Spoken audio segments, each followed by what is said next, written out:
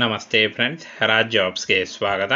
Friends, Manjunatheshwara ಸೊಸೈಟಿಯಿಂದ ನೇಮಕಾತಿಯ ಹೊಸ ಅಧಿಸೂಚನೆ ಬಿಡುಗಡೆಯಾಗಿದೆ ನೋಡಿ. ಬೋತ್ ಮೇಲ್ ಆ್ಯಂಡ್ ಫಿಮೇಲ್, ಪುರುಷ ಮತ್ತು ಮಹಿಳಾ ಅಭ್ಯರ್ಥಿಗಳು ಇಬ್ಬರು ಅರ್ಜಿಗಳನ್ನು ಸಲ್ಲಿಸಬಹುದು. ಹಾಗೆ ಈ ಒಂದು ಹುದ್ದೆಗಳು ಸಂಪೂರ್ಣವಾಗಿ ಕಾಯಂ ಉದ್ಯೋಗಗಳಾಗಿರ್ತವೆ. ಹಾಗೆ ಕರ್ನಾಟಕದ ಯಾವುದೇ ಡಿಸ್ಟಿಕ್ಕಿಂದ, ಎನಿ ಡಿಸ್ಟಿಕ್ಕಿಂದ ಕೂಡ ನೀವು ಅರ್ಜಿಗಳನ್ನು ಸಲ್ಲಿಸಬಹುದು. ಕ್ಲರ್ಕ್ ಮತ್ತು ಉಪನ್ಯಾಸಕರ ಹುದ್ದೆಗಳಿಗೆ ನೇಮಕಾತಿ ಹೊಸ ಅಧಿಸೂಚನೆ ಬಿಡುಗಡೆಯಾಗಿದೆ ನೋಡಿ. ಬನ್ನಿ ಇದರ ಬಗ್ಗೆ ಒಂದೊಂದಾಗಿ ಮಾಹಿತಿಯನ್ನು ತಿಳಿಸ್ಕೊಡ್ತೀನಿ.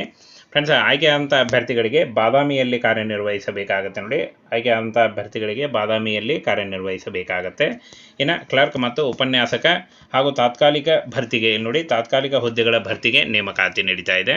ಇನ್ನು ಫ್ರೆಂಡ್ಸ್, ಈ ಒಂದು ಹುದ್ದೆಗಳಿಗೆ ಅರ್ಜಿ ಸಲ್ಲಿಸುವಂಥ ಅಭ್ಯರ್ಥಿಗಳು ಯಾವ ರೀತಿಯಾಗಿ ಅರ್ಜಿಗಳನ್ನು ಸಲ್ಲಿಸಬೇಕು ಅನ್ನುವಂಥ ಸಂಪೂರ್ಣ ಮಾಹಿತಿ ವಿಡಿಯೋದಲ್ಲಿರುತ್ತೆ ನೋಡಿ. ಇನ್ನು ಆಂಗ್ಲ ಉಪನ್ಯಾಸಕರು, ಇಂಗ್ಲೀಷ್ ಉಪನ್ಯಾಸಕರು ಒಂದು ಹುದ್ದೆ ಇದೆ. ಹಾಗೆ ಸಮಾಜಶಾಸ್ತ್ರ ಉಪನ್ಯಾಸಕರು ಒಂದು ಹುದ್ದೆ ಇದೆ. ಅರ್ಥಶಾಸ್ತ್ರ ಉಪನ್ಯಾಸಕರು ಒಂದು ಹುದ್ದೆ ಇದೆ.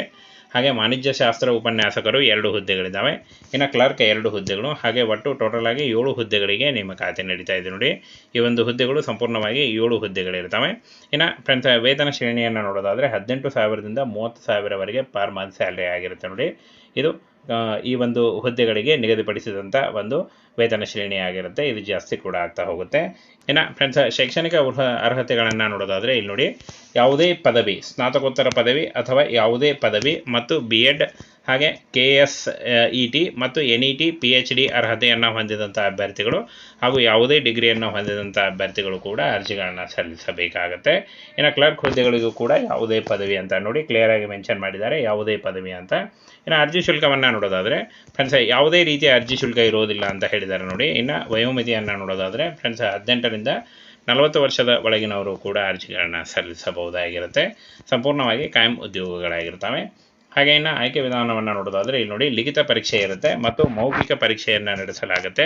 ಲಿಖಿತ ಪರೀಕ್ಷೆ ಮತ್ತು ಮೌಖಿಕ ಪರೀಕ್ಷೆಯನ್ನು ಪಾಸಾದಂಥ ಅಭ್ಯರ್ಥಿಗಳಿಗೆ ಒಂದು ಬಾದಾಮಿಯಲ್ಲಿ ಕಾರ್ಯನಿರ್ವಹಿಸಬೇಕಾಗತ್ತೆ.